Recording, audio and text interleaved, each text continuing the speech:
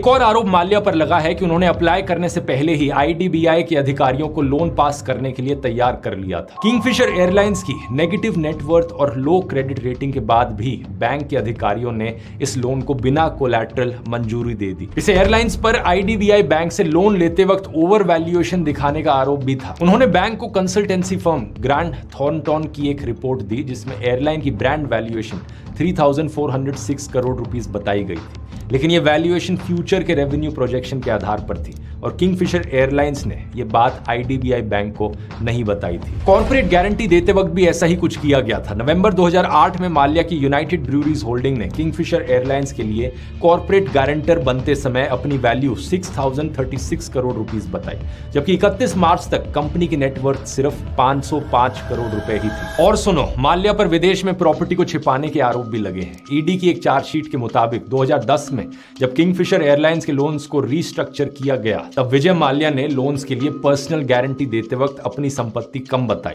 ED की माने तो उनके पास इस वक्त तक 3,164 करोड़ रुपीस की संपत्ति थी, लेकिन उन्होंने बैंक्स को अपनी संपत्ति केवल 1,395 करोड़ रुपीस बताई। ईडी के मुताबिक माल्या की यूके, यूएस और बाकी देशों में बहुत प्रॉपर्टीज हैं जिनके बारे में उन्होंने जानबूझकर बैंक्स को नहीं बताया। इसके अलावा किंगफिशर एयरलाइंस ने एलिजिडली एक और फ्रॉड किया था। 2012 से 2015 के बीच में उन्होंने पैसेंजर से तो 100 करोड़ रुपए से ज्यादा का सर्विस टैक्स लिया, लेकिन यह टैक्स डिपार्टमेंट को जमा ही नहीं किया गया। इतने सारे आरोपों के बाद भी ये बड़ी हैरानी वाली बात है कि विजय माल्या पॉडकास्ट में कहते हैं कि उनके खिलाफ कोई क्रिमिनल एलिगेशन नहीं है। माल्या ने एक जगह पर यह भी कहा कि विलफुल डिफॉल्टर होना कोई क्राइम नहीं है। विलफुल